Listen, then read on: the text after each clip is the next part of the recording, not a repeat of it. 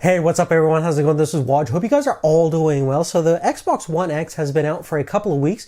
We've been actually doing a lot of testing on it. Specifically here, we're going to compare it against a proper gaming PC that cost around $1,100. Now, currently, the One X is probably the most powerful home console ever made. It has some very impressive internal specifications. And what we want to do is see how it compares against a dedicated gaming PC. So I've actually built one for the specific video featuring a Ryzen 5 1500X CPU as well as a Vega 64 GPU to really see how much we can push the Xbox One X compared to a proper 4K high frame rate gaming PC. So if you're interested in seeing the comparison, let's get right into it.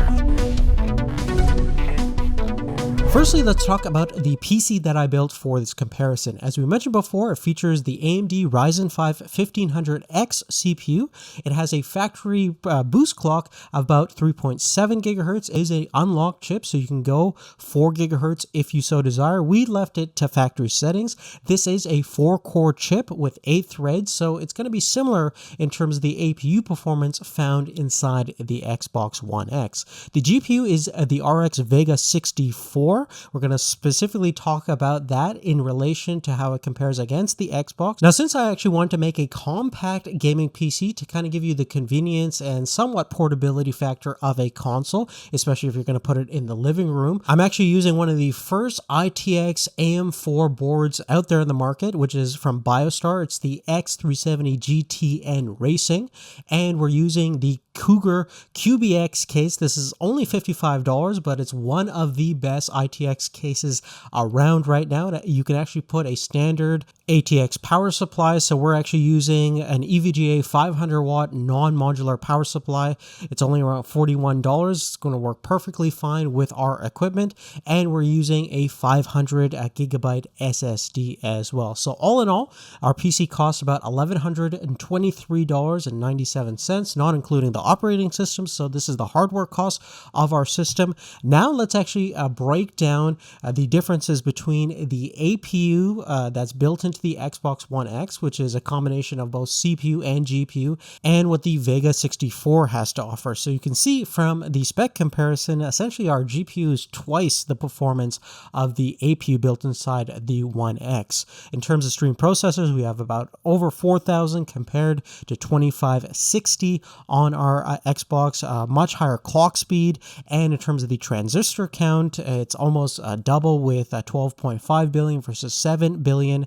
Same thing with the single precision floating point performance, about 12.7 teraflops is the rating of our Vega 64 versus about 6 teraflops on the One X. Interestingly, in terms of actual memory capacity, the One X actually has 12 gigabytes of VRAM versus 8 gigabytes of dedicated video memory for our graphics card, but in terms of the bandwidth and overall throughput, the Vega 64 is absolutely through the roof because it's using high bandwidth memory version 2.0. Now moving forward, let's actually take a look at the side-by-side graphical performance differences between these two platforms. We're going to basically max out our PC settings, render at 3840 by 2160, and we're going to record our 4K footage coming out of the Xbox One X using our AverMedia internal PCI Express capture card. Check out the link in the description for the specific model. And the gaming titles that we're going to be comparing include Call of Duty World War II, the new Star Wars Battlefront 2, as well as Forza Motorsport 7. So without any further ado, let's get right into it.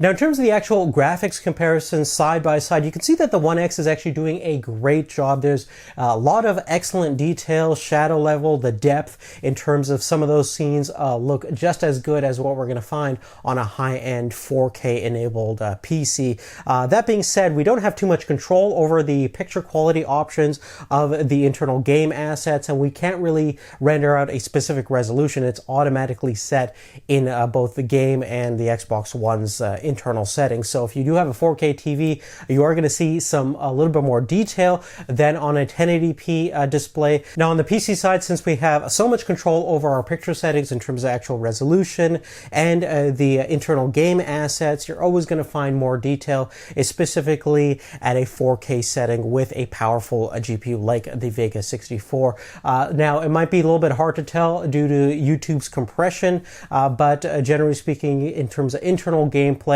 at 4K resolution, you're going to find minor little details that you're not going to see on even the Xbox One X version. And obviously the frame rate is not going to be as high as a high performance gaming PC as what you would expect naturally. But that being said, the Xbox One X is coming very, very close. The closest a console has ever come to a PC.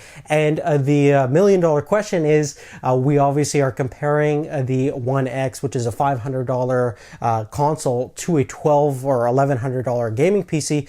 Can we build a $500 system that competes with the One X? And if we were to use something like an RX 580, which is about the same as the APU built inside the Xbox One X, I would find that it'd be quite difficult to actually match up a gaming PC with the same specifications for that $500 price range. In fact, you're probably looking at around $700 to $800 minimum to even come close to what the Xbox One X is bringing to the table. So that's excellent value from the console standpoint, and certainly the convenience factor and all the great features that the One X has makes it a pretty compelling buy. And internally, it's definitely more powerful than the most powerful version of the PlayStation, the Pro version. So if you're interested in that video specifically, we're going to have that available. Check out the description down below for that specific video if it's not out already.